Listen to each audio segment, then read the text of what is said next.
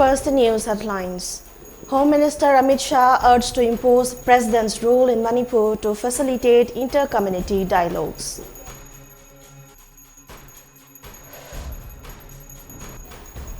Three Council of Ministers, Speakers and 7 BJP MLAs vowed to uphold state's unity and integrity.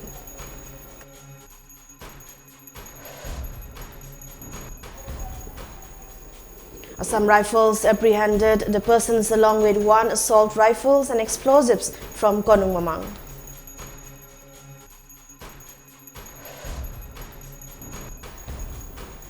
Jomi Students' Federation refute claim of Chief Minister on Kuki rebel death figures.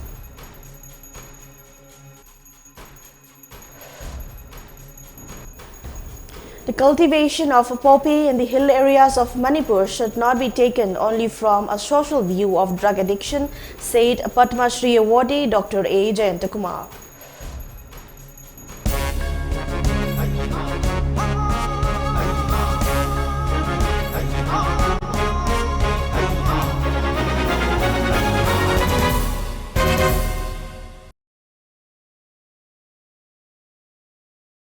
Hello and a very good afternoon. You're watching MAMI TV English News Bulletin and with that Tongbram. Now the news in details. The Rights and Risk Analysis Group RRAG today urged Union Home Minister Amit Shah, who is visiting Manipur from today, to consider imposing President's rule in the state in view of the failure to bring the ethnic violence under control following the imposition of Article 355 on 6 May 2023. The clashes, including burning of the houses, continue as on date with the killing of 5 persons, including a policeman yesterday. In the ethnic violence that began on 3 May 2023 following the protests of the Kuki tribals over the judgment of the High Court of Manipur on the grant of scheduled tribe status to the Meiteis, over 80 persons were killed while over 250 persons were injured. About 26,000 people have been internally displaced, while another 50,000 people had to be relocated within their communities for safety. The ongoing military operations alone are not enough to douse the flames of ethnic violence. What requires is inter-community dialogues at all levels to establish trust and peace, but the state government has not been able to initiate any inter-community dialogue as on date in the last 1 month. It does not seem to have acceptability to initiate such a process. This makes the case for the imposition of the President's rule necessary, as the central government is seen as the only neutral and acceptable authority, stated Mr. Suhas Sakma, director of RRAG. The relocation of about 50,000 people to safe places within their respective communities only exposes the collapse of the state structure to ensure the right to life of its citizens. The relocation of the people is reminiscent of the relocation of people during the partition of India in 1947. 75 years after the partition, the government of India cannot make the current relocation of people a permanent one and ought to act decisively to ensure that people can return.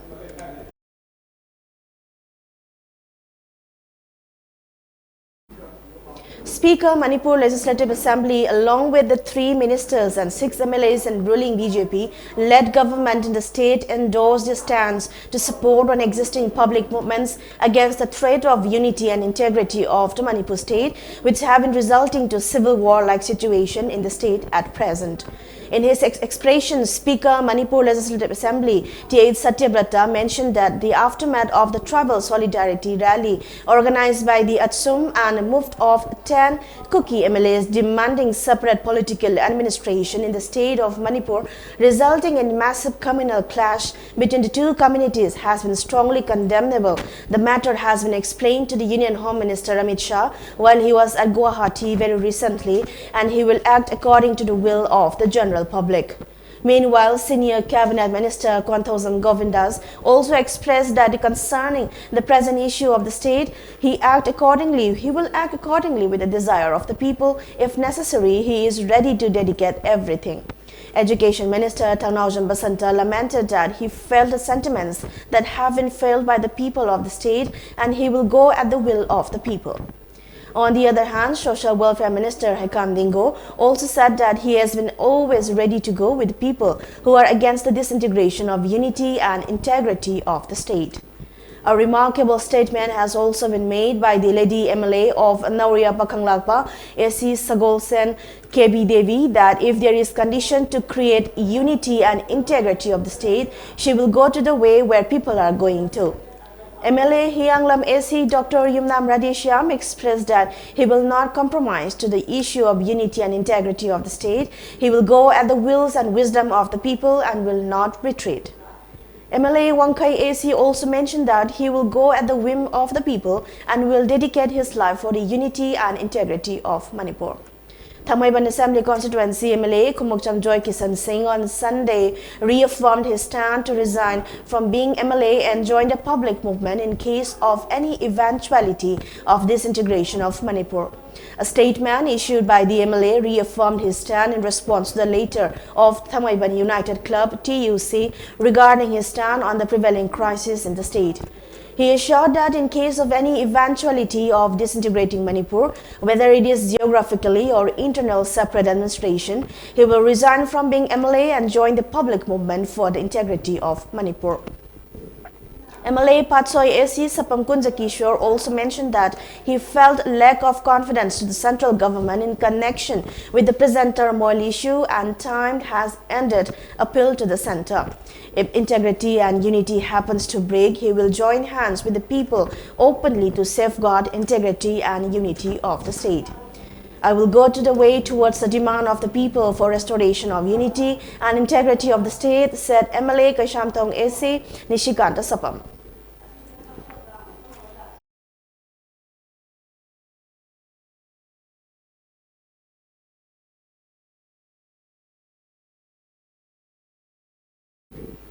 Assam Rifles apprehended 3 persons along with 1 assault rifle and explosives from Palace Compound in Falis district near Konumamang Traffic Island during frisking and checking on Sunday. They were detained by the Assam Rifles personnel during frisking and checking while coming from Nongmaibung side towards Palace Compound in a red Alto car bearing registration number MN06LB4969. During the activity, the personnel detected 1 loaded assault rifle along with some ammunition, 1 hand grenade and 4 mobile phones from their possession and seized the same. Officer in charge of Porompat Police Station and Superintendent of Police in Falis District also rushed to the spot. The apprehended persons along with the seizures were handed over to Porompat Police Station for further necessary legal action. On the other hand, the personnel of Jat Regiment during their cordon search operation conducted yesterday evening at different areas of Kundrakpam Assembly Constituency under Imphal District arrested 5 Kuki militants and were able to seize 6 pistols along with live rounds and explosive materials from their possessions.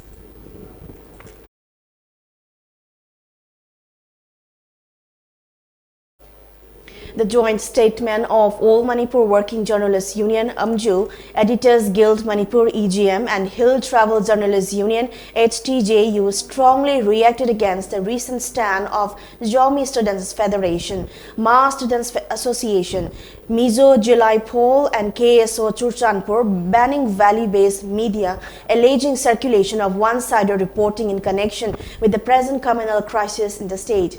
The joint statement further mentioned that the various 4 students' bodies, before deciding the decision to boycott the medias of the valley, need prior clarification on which kind of reporting which media house committed sideline publication of the news report in connection with the present issue.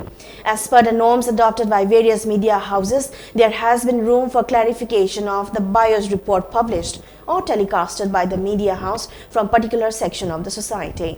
The student bodies are appealed to forward along with their written report which they have claimed to amounted to one-sided story in connection with the present turmoil situation of the state as per the ethics of journalism. Otherwise, AMJU, EZM and HGU resort to submit the proposal for enabling the journalists to have freedom of expression, free movements to Press Council of India and even to the state central government, the joint statement added.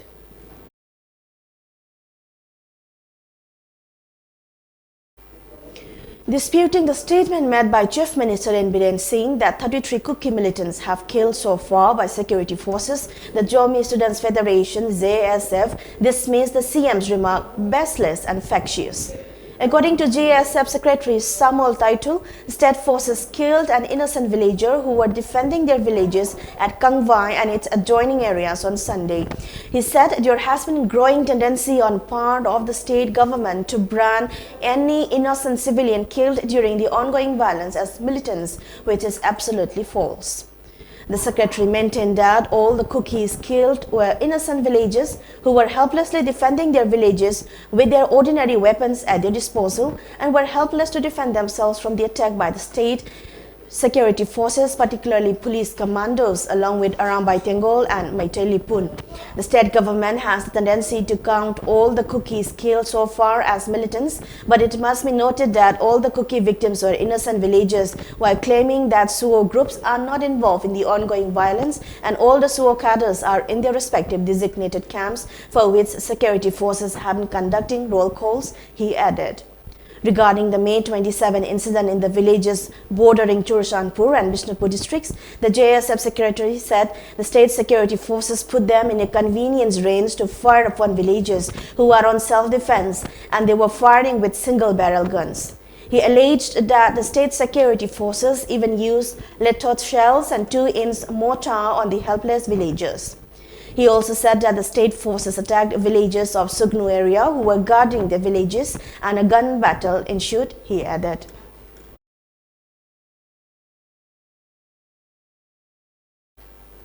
The cultivation of poppy in the hill areas of Manipur should not be taken only from a social view of drug addiction, said Dr. A. Jayanta Kumar, Padma Shri awardee and director of the state-level coordinating agency on drugs under the Government of India Ministry of Social Justice and Empowerment during an exclusive interview with MAMI TV today.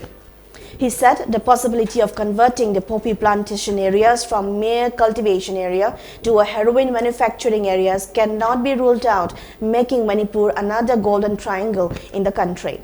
The easily availability of chemical like acetic anhydride in India required to manufacture heroin, the National Highway No. 2 leading to Guwahati and the rest of the country suit the business perfectly.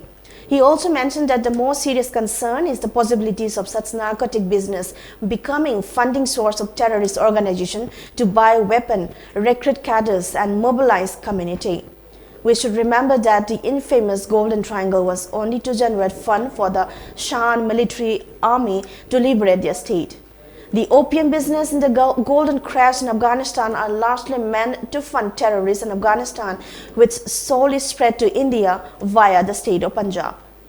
Besides the danger to narco-terrorism from others is that most of the cadres becomes addicted to the substance and there becomes totally dependent on the organization for their drugs and thereby not leaving the organization. Besides, heroin addiction shows not impairment of behavior of judgment as long as the drug is with them, he added. He also mentioned that in view of all these facts, the state government or the government of India should not take this poppy plantation in the Hill district as a mere social issue affecting our children by drugs, but an issue which could pose serious national security problems in future if not tackled in time, he added.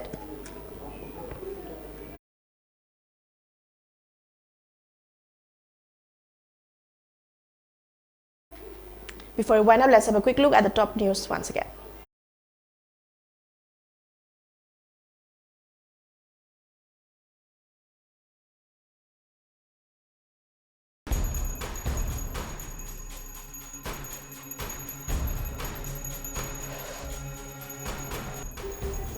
Home Minister Amit Shah urged to impose President's role in Manipur to facilitate inter-community dialogues.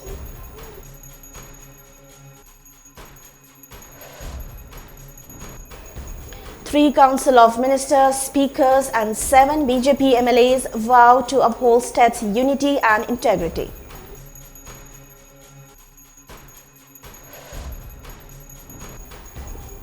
AR apprehended 3 persons along with 1 assault rifles and explosives from Konung Mamang.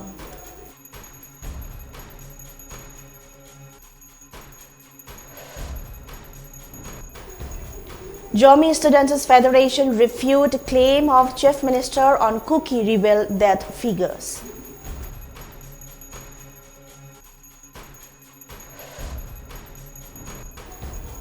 The cultivation of poppy in the hill areas of Manipur should not be taken only from a social view of drug addiction, said Padma Shri awardee Dr. A. Jayantakumar.